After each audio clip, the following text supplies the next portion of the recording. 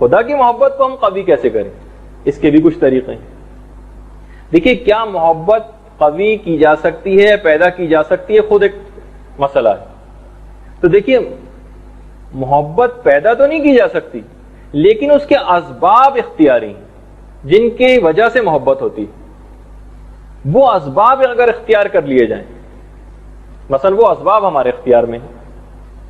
اب ہم نے خود پروردگار عالم سے پوچھا، پروردگار تو یہ بتا کہ ہم کس طریقے سے تیری محبت کو قوی کریں. تو پروردگار نے بتا دیا، ان کنتم تحبون اللہ فاتبعونی یحببکم اللہ.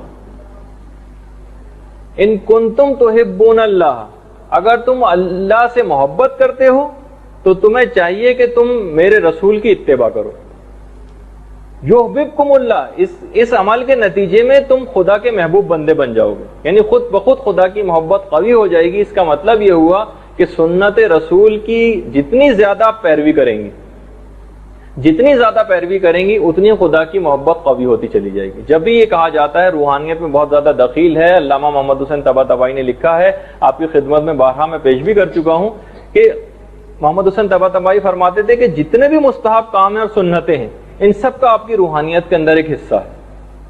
ان سب کا آپ کی روحانیت کے اندر ایک حصہ ہے. اگر 1,00,000 مستحبات ہیں بالفرض، 1,00,000 مستحبات ہیں، اور آپ نے ایک مستحب صرف انجام نہیں دیا، باقی 99,999 انجام دے دیے، جتنے مستحبات پہ عمل کرتی جائیں گی خدا کی محبت قوی سے قوی تر ہوتی چلی جائے گی. اچھا یہاں تو سنت رسول کی بات آئی، اس سے بالکل جڑی ہوئی جو اطاعت ہے، اطیعوا اللہ و اطیعوا الرسول و اولی الامر منکم، اللہ کی اطاعت کرو، اس کے رسول کی اطاعت کرو، اور اولی الامر کی بھی اطاعت کرو.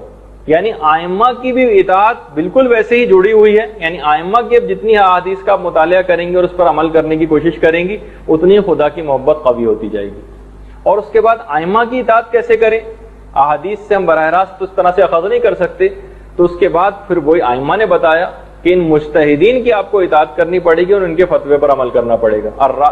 یعنی اگر کسی نے ان کو رد کیا تو اس نے گویا مجھ کو رد کیا، جس نے مجھ کو رد کیا اس نے خدا کو رد کیا، اور جس نے خدا کو رد کیا وہ گویا حد شرک باللہ کی منزل پر پہنچ گیا جو احادیث کے اندر آیا. اس کا مطلب یہ ہوا کہ رسول کی پیروی، آئمہ کی پیروی اور مجتہد کے رسالہ عملیہ اور ان فتاووں کی پیروی، اس سے خود بخود خدا کی محبت میں اضافہ ہوگا جتنا آپ ان کے اوپر عمل کریں گے. اچھا ایک تو طریقہ کار یہ بیان ہوا.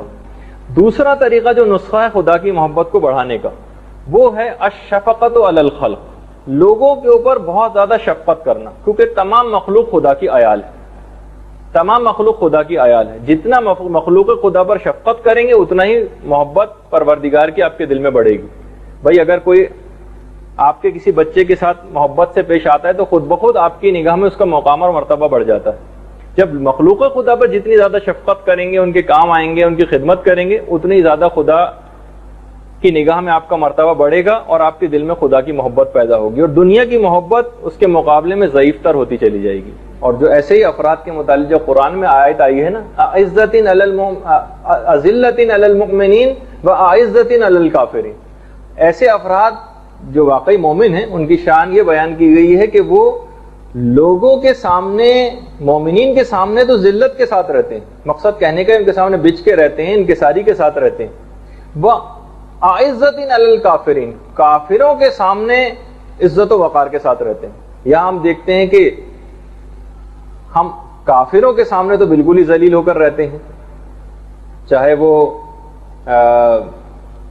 سربراہان حکومت ہوں، اپنے لوگوں کے سامنے تو اکڑ کر رہیں گے اور کافروں کے سامنے ذلیل ہو کر رہیں گے. بالکل الٹا اس کے اندر بیان کیا گیا ہے قرآن کے اندر کہ اذلۃ علی المؤمنین و اعزۃ علی الکافرین، جس کا تو بہرحال یہاں پہ ایک بات یہ کہنی تھی کہ مومنین کے ساتھ انکساری کرنا، ان کے کام آنا، مخلوق خدا کی خدمت، اس سے خود بخود محبت قوی